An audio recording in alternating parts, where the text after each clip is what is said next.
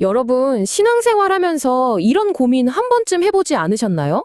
내가 대체 어떻게 해야 하나님 앞에서 의롭다고 할 수 있을까 하는 거요.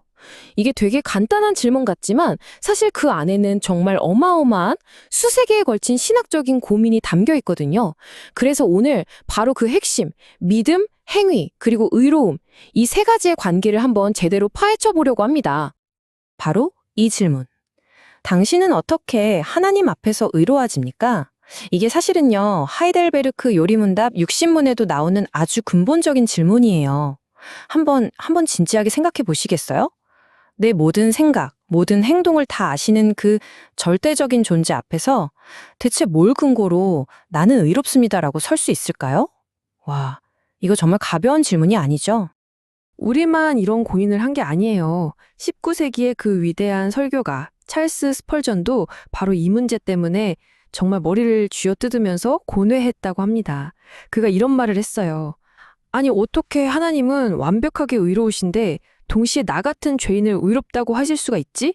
이 질문 때문에 완전히 지쳐버렸다는 거예요. 스펄전이 느꼈던 바로 이 막막함, 이 모순, 여기서부터 오늘 우리의 이야기가 시작됩니다. 자, 이렇게 거대한 질문의 답을 찾으려면요. 일단 가장 핵심적인 단어부터 제대로 알아야겠죠. 바로 믿음입니다. 우리가 그냥 쉽게 나 믿어 라고 말할 때 그 참된 믿음이라는 게 도대체 뭘까요? 신학에서는요, 아주 흥미롭게도 이걸 딱 세 부분으로 나눠서 설명하거든요. 참된 믿음을 이루는 세 가지 요소, 바로 지식, 동의, 그리고 신뢰입니다. 라틴어로는 노티티아, 아센수스, 피두키아 이렇게 좀 어려운 이름으로 부르기도 하는데요. 중요한 건 이 세 가지가 모두 합쳐져야 비로소 성경에서 말하는 진짜 믿음이 완성된다는 거예요. 자, 그럼 첫 번째 단계부터 한번 같이 가볼까요? 첫 번째 단계는 지식, 노티티아예요. 이건 말하자면 믿음의 설계도 같은 겁니다. 그냥 무작정 믿습니다 하는 게 아니고요. 복음이 대체 뭔지, 예수님이 누구시고 우리를 위해 무슨 일을 하셨는지 그 내용을 정확하게 아는 거죠. 그러니까 믿음은 허공에 붕 뜨는 게 아니라 이런 구체적인 사실이라는 탄탄한 기초 위에 세워지는 겁니다. 자, 그럼 두 번째 단계는 동의, 에센수스입니다. 설계도를 보고 이런 내용이구나 하고 아는 것에서 한 걸음 더 나아가는 거예요. 이 설계도 진짜 괜찮네. 이대로 지으면 정말 튼튼한 집이 되겠어. 하고 머리로, 지적으로 인정하는 거죠. 그러니까 그런 주장이 있대 하는 거랑 그 주장은 진짜 사실이야 라고 받아들이는 건 이건 완전히 차원이 다른 이야기죠. 그리고 드디어 마지막 단계. 이게 바로 믿음의 심장이라고 할 수 있는 신뢰, 피도키아입니다. 설계도를 보고 이게 진짜라고 동의까지 했어요. 그럼 이제 뭐 해야 할까요? 맞습니다. 실제로 내 모든 짐을 싸들고 그 집으로 이사 들어가는 거예요. 그리스도의 구원이 그냥 세상의 좋은 이야기 중 하나가 아니라 바로 나를 위한 구원이라는 걸 믿고 내 인생 전체를 그분께 그냥 맡겨버리는 것. 이 인격적인 신뢰, 이게 바로 믿음의 완성인 거죠. 자, 이제 믿음이 뭔지 알았으니까 진짜 논쟁의 안복판으로 한번 들어가 보겠습니다. 바로 오직이라는 이 한 단어. 아니, 이 단어 하나가 대체 뭐라고 수백 년 동안 그렇게 치열하게 싸우고 신학계를 뒤흔들었던 걸까요? 오직 믿음으로라는 말의 핵심은요, 사실 들어보면 아주 간단해요. 우리가 의롭게 되는 근거가 내가 한 어떤 선한 행동이나 노력이 아니라 그냥 전적으로 100% 그리스도에게 있다는 뜻입니다. 패트릭 하인즈 목사님도 바로 이 점을 강조하죠. 우리의 공로는 0%, 그리스도의 공로가 100%, 딱 이거예요. 자, 이 그림을 한번 보세요. 두 관점의 차이가 확 들어오죠? 왼쪽이 바로 오직 믿음의 관점. 구원은 말이죠. 그리스도가 이미 다 완성해 놓은 선물을 우리가 그냥 감사합니다 하고 받는 것과 같아요. 그런데 오른쪽, 믿음 더하기 행위는 좀 다르죠? 우리가 마치 계단을 하나하나 쌓아 올리듯이 우리의 행위가 구원의 과정에 꼭 필요하다고 보는 거예요. 와, 이거 완전히 다른 그림이죠? 이 교리를 지지하는 사람들이 얼마나 이 문제를 심각하게 생각하는지 이 말을 보면 딱 알 수 있어요. 하인즈 목사님이 뭐라고까지 하냐면요. 우리의 행위를 구원에 아주 조금이라도 섞으려는 시도 자체가 신성모독이고 그리스도의 얼굴에 침을 뱉는 짓이라고까지 말합니다. 와, 이건 뭐 타협의 여지가 전혀 없는 정말 강력한 선언이죠. 그래서 이 오직 믿음의 관점에서 보면 이 원리를 슬쩍 흐리게 만드는 몇 가지 위험 신호들이 있다고 경고합니다. 예를 들면 이런 말들이에요. 뭐 최초 칭의가 있고 최종 칭의가 따로 있다거나, 결국 마지막엔 우리의 행위로 심판받아서 진짜 믿음이었는지 판가름 난다거나, 이런 주장들의 공통점이 뭔지 아시겠어요? 결국에는 슬그머니 인간의 노력을 다시 끌고 들어온다는 거예요. 그래서 이분들은 이렇게 말하죠. 복음이 복잡해진다? 그거 이미 가짜 복음입니다. 자, 좋습니다.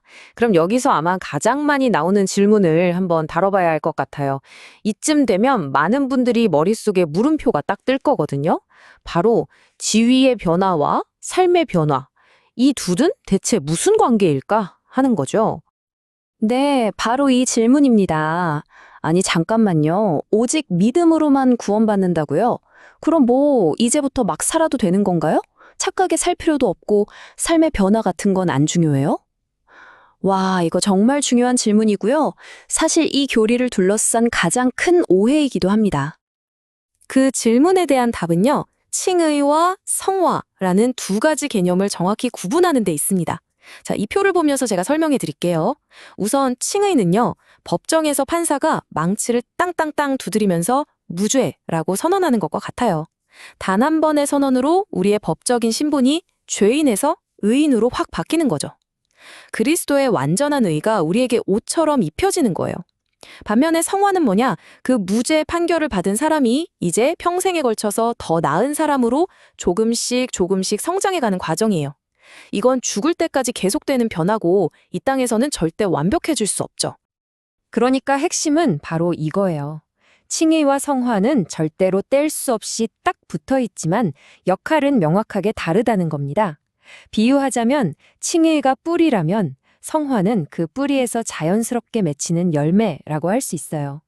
여러분, 열매가 열렸다고 해서 뿌리가 생기나요? 아니죠. 뿌리가 있으니까 열매가 맺히는 거죠. 똑같습니다.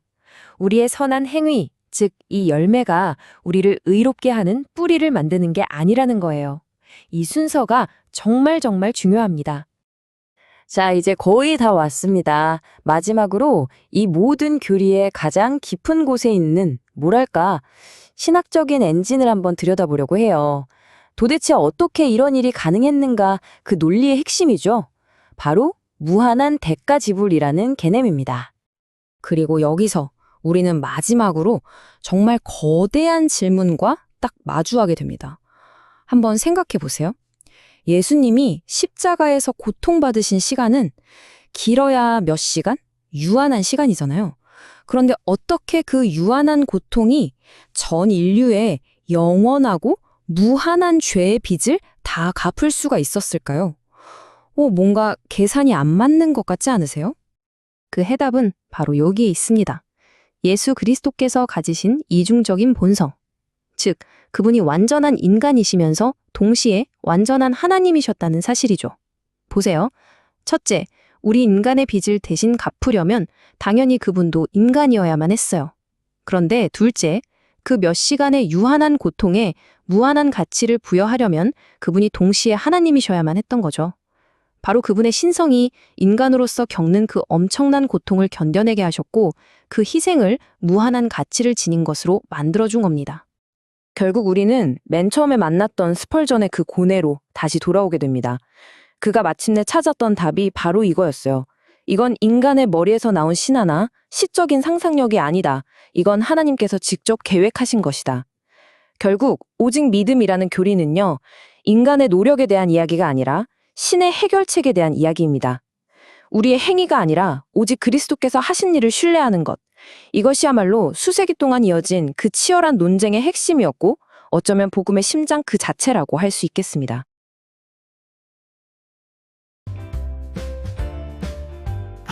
구독과 좋아요 감사해요.